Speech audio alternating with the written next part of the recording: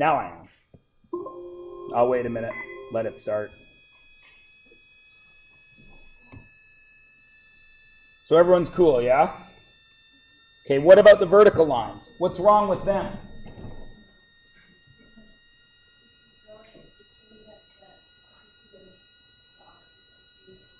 It connects to that circular dot. And what's happening to time if I draw a vertical line? Time is stopping. Does time stop? No. So I can't draw the vertical lines. Everybody cool? Yeah? Okay. So now the question becomes, is this relation a function? Yes or no? How do we check for function? That's what we did yesterday. I draw a straight up and down line,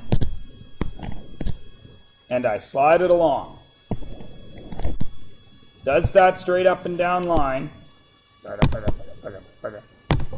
ever hit more than one spot? Line, line, line, line, line. Does it hit more than one there? Yes or no? It doesn't count because that one's not included. It's hollow. So it never hits twice, does it? So is it a function? It's a function. Why? Because every input, what's our input? Day or cost? Day. Every input, day, gets one output. Cost. If I say to you, yeah, I rented a car from Budget, it was 130 bucks. You know I had the car for up to 2 days, yes? If I say, I'd like to rent a car from you for 6 days, can this graph tell me how much it's going to cost? And there's no confusion, is there? Remember with the heights of the dog, there was. Behind my back, I have a dog. He's 45 centimeters tall. What kind of dog is he? Well, I don't know. It's not a Chihuahua. The dog would have eaten the Chihuahua. Everybody cool? What I find funny, and I'll just talk about this for a moment, because I take my big dog to dog parks. People are scared of my dog. He weighs 85 pounds, and he's bouncy. He doesn't jump up on people much, but he's bouncy. And we walk the dog, and he minds his own business. And he wrestles with big dogs, but he never does anything with little dogs. He walks up to them, and he rolls over, and he lies on his back for the littlest dog. Or he crawls along his belly so he can be eye to eye with the little dog. And then do you know what happens? The little dog goes 8 and attacks my big dog. If my dog went 8, somebody would make me have to put him down. But little dogs can act like little. And everyone's like, oh, that's okay. If a big dog acted like a little dog, it would have to be put down. But little dogs, everyone's like, man, no problem. I've been bitten by 4 dogs in my life. 1 was a German Shepherd. Huh? It reached under a fence and got a hold of my ankle. Tried to drag me under. Yeah, it wasn't fun. Every other bite has been a little tiny dog, which is good because as soon as it bites me, I kick it like a rugby ball and it sails away. And then people get mad at me. And I say, control your dog, with an adjective in there. Not that I don't love little dogs. But I don't really love big dogs either. I'm a cat guy. No, they're better. You'll never convince me. So, next question. This is tricky.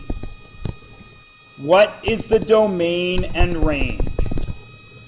So I'm going to go ahead and I'm going to erase all my green lines because they're a little confusing. I'm going to erase my red lines because they're a little confusing. What is my domain and range of this graph? The domain is what? Days. Excellent. So the domain are the days. How would I write it?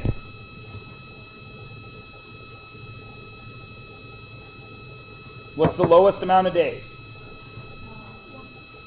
0. less than or equal to days. And what's the highest amount of days? 7. How else could I write it? 0, 7. Yeah? Everybody agree? Now, am I allowed to write it this way? Can I have an input of every number from 0 to 7? Can I rent the vehicle for 1 day and 12 hours? That's not what I'm asking. Can I input 1 day and 12 hours? Which would be 1.5 days, yes? Can I put an input right there at 1.5 days? Yes or no? It's a yes or no question, guys. Somebody answer it. Yes. Will it get me an output? Sure it will. That much. Right? Can I keep it for 1 minute less than 2 days? And it'll get me an output. So, I can write it like this because it covers every second of every day, yes? Now what about my range? Is my range like this? Yes or no?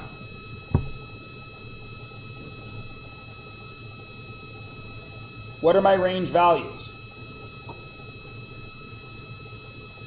65 for 1 day. What about the next day? 130. Can I have anything between there? No. Next one's 195. What's the next one? 225, and so on and so on and so on. Then 255, that's 1, 2, 3, 4, 5, 285, 6, and 315, 7. Can I write my range like this? Yes or no? I have to put commas, don't I? Because there is no value on the range between any of these, is there? So then I got to put the squiggly brackets around it because those are the elements of the set. Everybody good? All right. Discrete and continuous data. That's what we're talking about. Discrete data, there's a real definition for it, and then there's what it means. Okay? I'm going to tell you what it means. What it means is that our inputs are not how do I want to put this? Our inputs are not, I don't want to use the word continuous. No, don't say that. If it is discrete data, I'm going to say this. Fractional inputs are not allowed.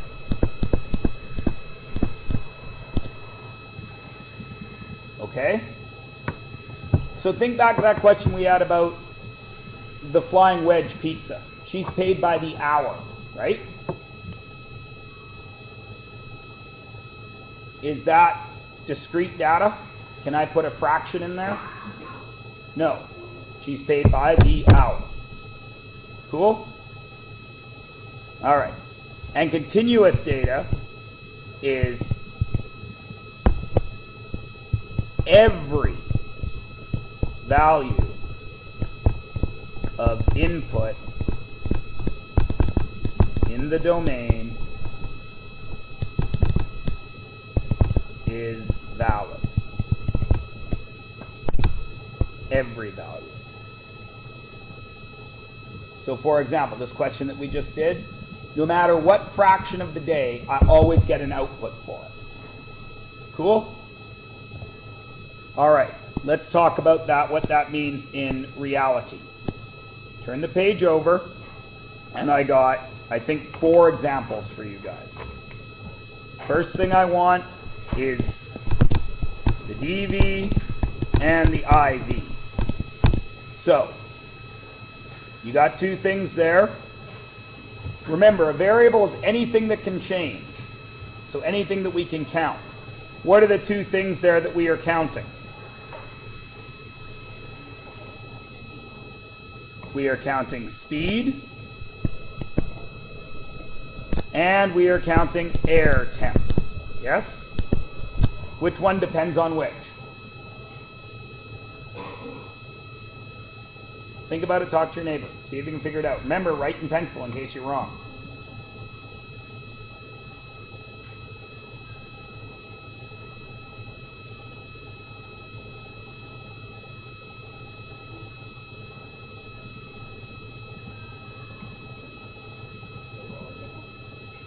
Which is the dependent variable? Which is the independent variable?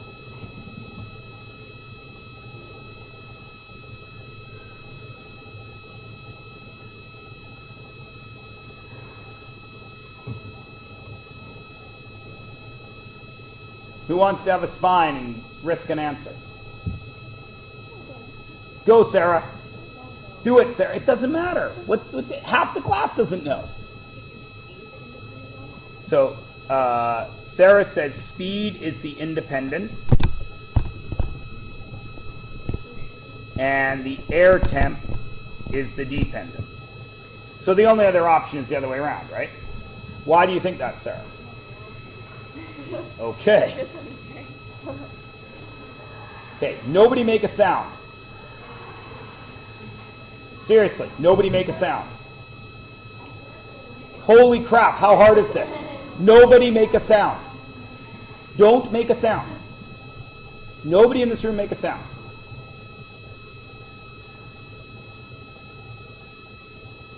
For that time, was there an air temperature? Yes. Right? So, what's independent? Air temperature. Because you can't measure the speed of sound until we have one, yes? If it was very cold in here, the speed of the sound getting from my mouth to your ears would change. Yes. Okay? Is everybody cool with that? Now that was the first time. Good job for having a backbone. You'll get the next one, I bet. Now, is it discrete or continuous? Remember, discrete means I can't have fractional inputs, and continuous means every value is okay. 50-50 shot. L says it's continuous. Explain why, L.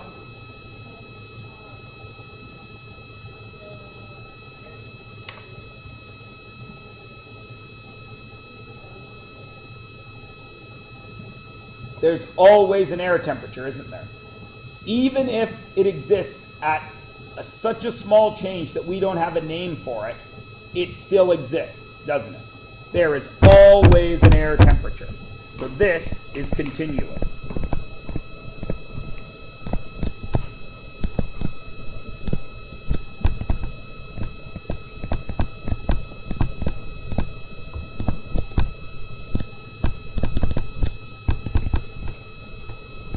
All right. The recommended dose of vitamin C is related to a female's age in years. What's my DV? What's my IV? First of all, I have to decide what are the two variables. What are the two things that can change? Age and dose are the two things that can change. One of those depends on the other. Which depends? Emily. Pardon me? Yes, the dependent variable is the dose because it changes with every year. Does everybody understand? Okay, now this one's trickier. Discrete or continuous? This one is discrete. Why? Mr. Myers, that's stupid. She always has an age. Right now you have an age. You say you're 42, but you're really 42 in so many days. So why is this one discrete? Emily.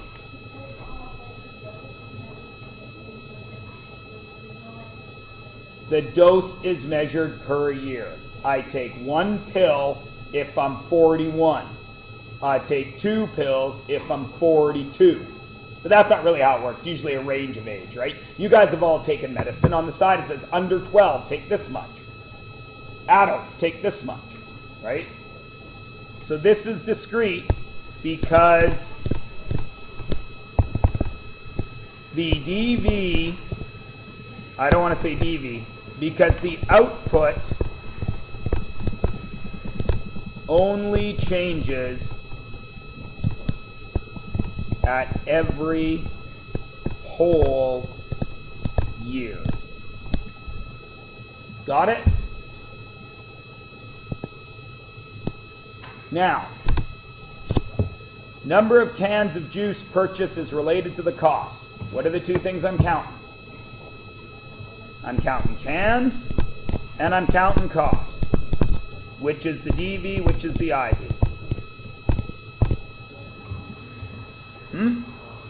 Cost is dV. Why? Because it depends on how many cans I buy. I go into Safeway, I don't buy a can. Do I have a cost? No. I go into Safeway, I buy 10 cans. Do I have a cost? Yeah.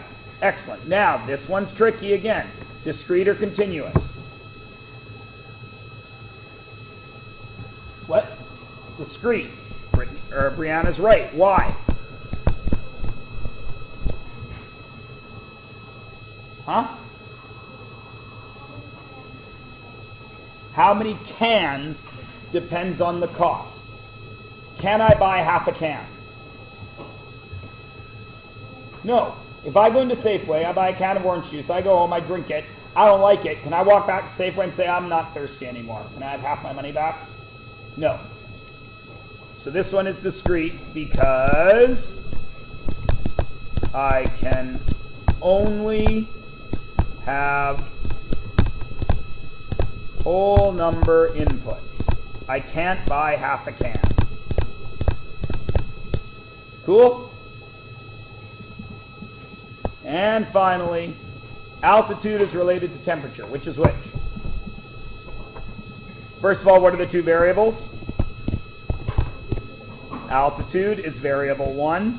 Temperature is variable 2. What depends on what? Temperature depends on the altitude. Why? What happens when you go up a mountain? It's colder. Oh, see, that's a different story, right? Right? When you fly in a plane, it's cold out there. Right? Because as you go up, it gets colder and colder and colder. Now, discrete or continuous?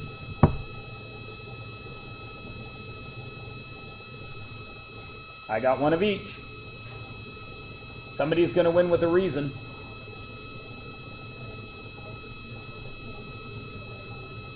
There's always an altitude, isn't there? No matter how we measure it. The smallest measurement we use is centimeters on a regular basis, yes?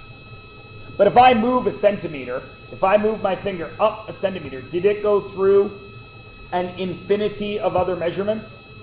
Yes. Everybody got it? So this one's continuous. Right? Because when I'm taking off in that plane, I'm slowly going up, and there's always a temperature at every altitude, yes? I don't go from the ground, which has a temperature,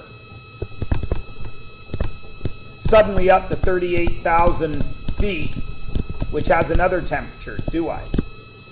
I have to pass through all of that height and all of that temperature.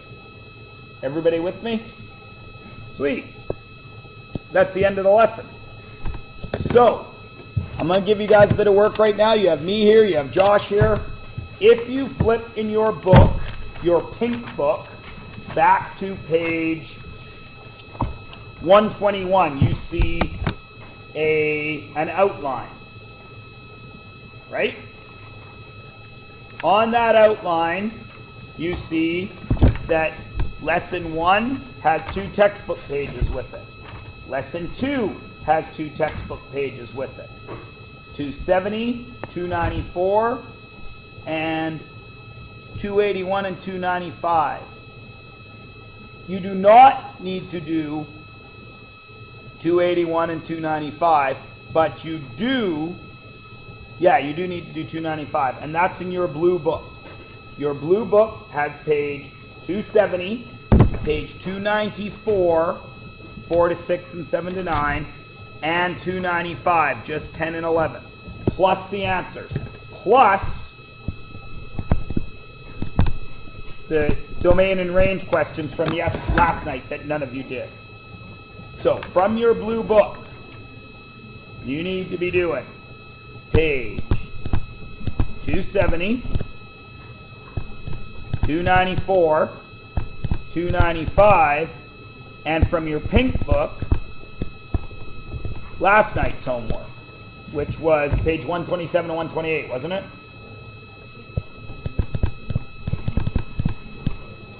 You have two grown-ups here to help you.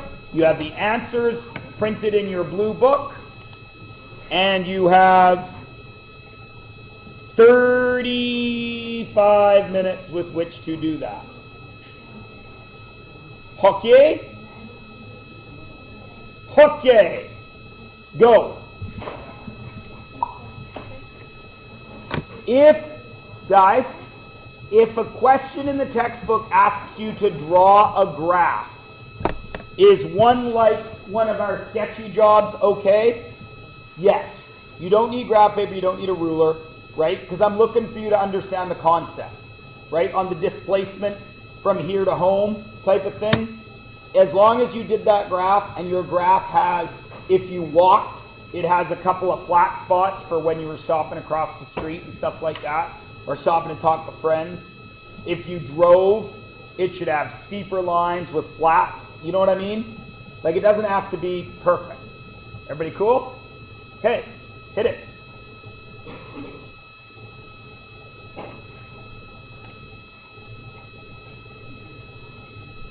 If you don't have your blue book for whatever reason, feel free to go and get it. Or feel free to use somebody who's sitting beside you. If you need to ask about anything, ask now.